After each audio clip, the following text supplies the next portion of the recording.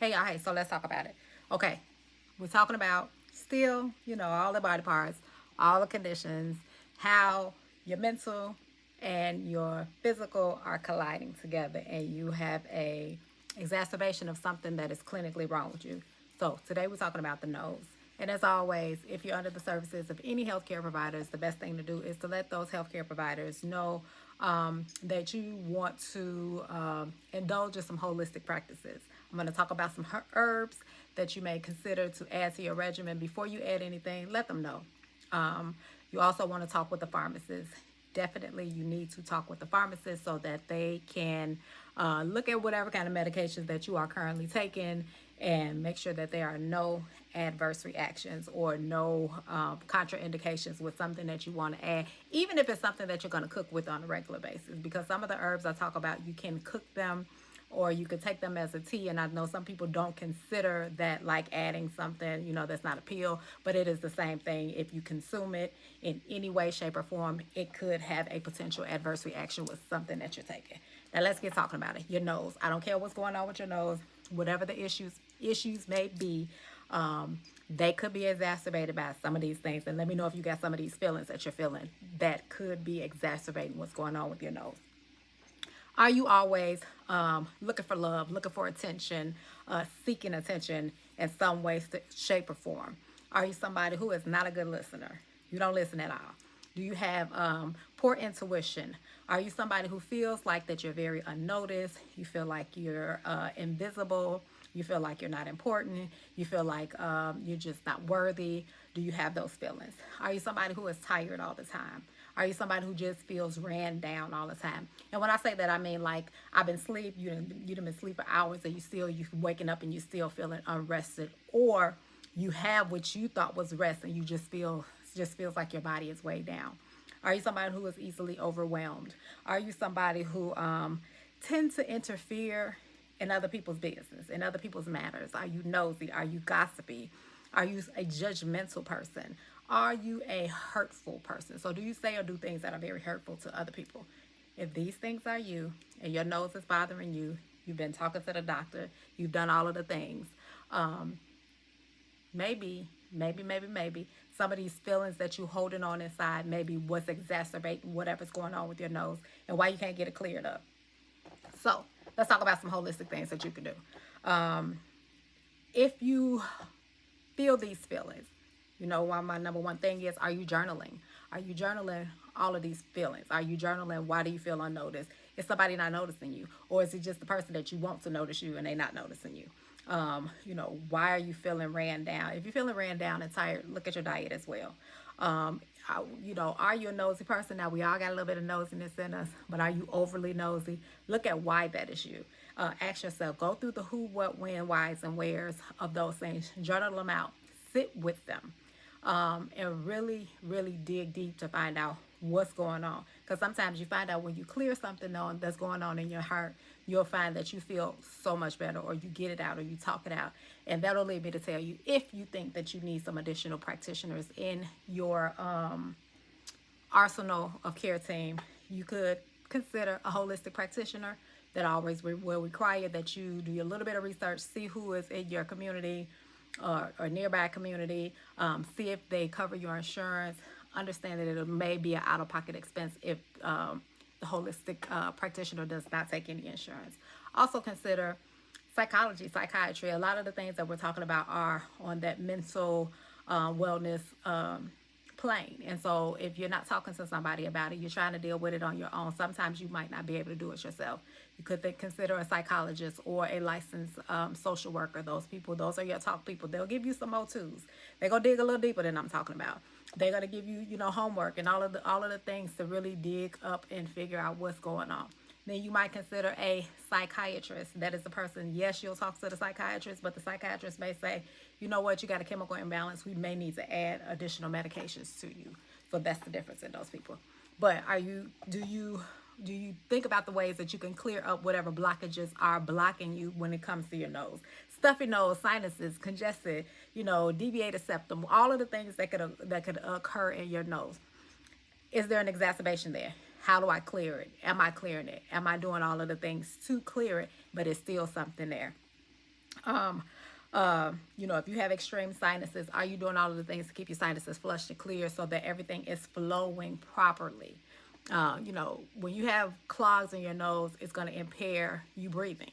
You breathing can have so many great things going on with your body if you are able to properly breathe, properly exchange, properly get enough oxygen into your stomach. Into your lungs and all of those things. Um, Ask yourself, why do I have these emotions, and how can I clear myself from those particular emotions? There's a mudra. Y'all know I'm into mudras, and I'll tell you to go and do your own research when you're thinking about a mudra. But there is a mudra that can help with some of the nose issues that you may be having. So what the mudra says that you should do, you take you're going to take your thumb, your index finger, and your middle finger, and you're going to hold those together, and you're going to hold these down. You're going to do the same thing down here, but you're going to hold it right on your stomach. You will hold that for 5 to 10 minutes every single day. You will work on your breathing. You'll work on clearing your mind. You'll work on a little meditation, or whatever you want to call it. So that's something that you could also do, and I'm big on meditation, big on working on breathing, big on doing all of the things to get you clear, your lungs clear, and your nasal passages clear, because that is one chain. So from your nose down to your lungs is one pathway, and you want to make sure that it's always flowing properly for you. So my favorite part, we're going to talk about some herbs. Again, if you're under the services of any doctors, let them know you're going to start something. Let them know you want to add something regularly to your regimen. One thing is always good. Let me say this. It's always good so that when you go somewhere, someone has a complete record of what it is that you're taking. They don't need to know, like, oh, by the way, they can't have this because they've been taking this. And so just be honest with those people and let them know they can't tell you can't take them. They can't tell you can't take something. So just be honest and let people know. But the pharmacist is your friend when it comes to adding anything. You want to make sure that there are no issues, no contraindications, no things that are going to impact something that you may currently be taking. It may be that you need to make adjustments to something that you're taking because you want to add something else. So don't just start. Don't just get on the internet and look up something and say, I just want to start this because this, and so on and so forth. Also do some more research. I'm going to give you some, but there are still so many others out there that may could help you, but do some research. Now let's get to the herbs. So I'm going to give you about 10 herbs. Eucalyptus. It's going to help to clear any nasal congestion that you may be having. And what it does is it soothes irritation. Anytime you got congestions or swelling or anything, something is feeling swollen, feeling tight, there is going to be some inflammation there that is part of the natural body's process. This can be taken, aromically. You can get the little shower vapes. You can put some as some aromatherapy. You can use it as a salve. Some people might, put it on their nose with a carrier oil so that it doesn't affect them. Some people buy the big bushels of eucalyptus and hang it in their shower, so every time they turn on their shower, it is flowing, it is going.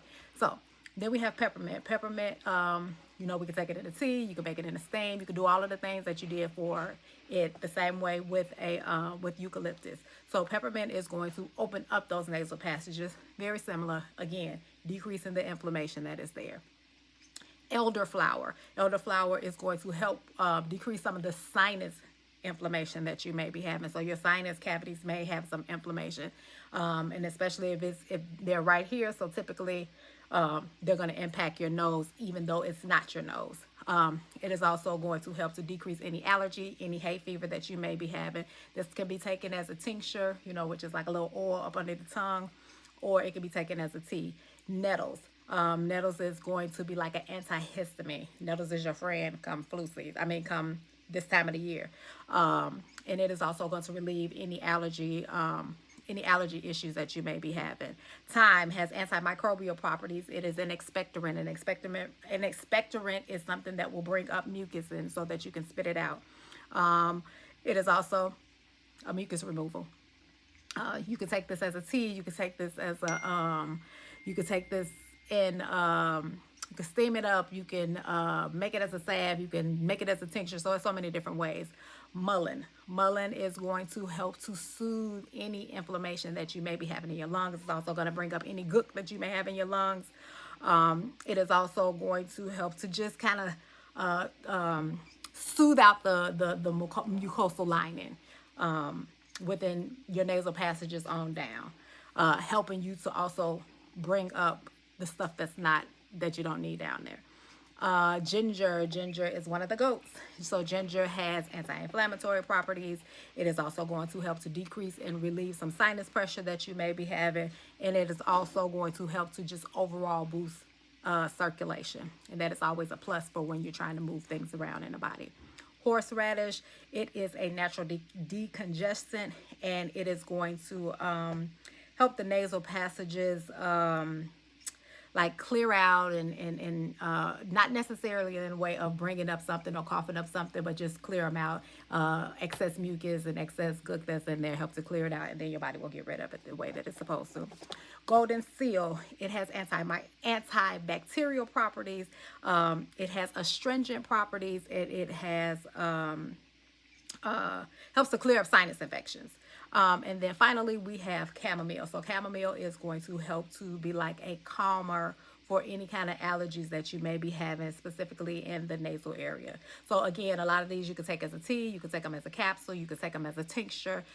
Some you can use as aromatherapy, and just consider them.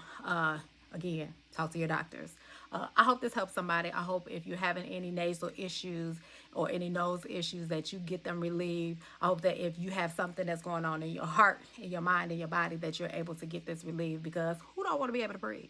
So please, please, please share this out. Send this to somebody who got a bad nose issue, because this might be something that can benefit them, even if it's just the herbs. Like it, share it, and do all the things. Oh yeah, and go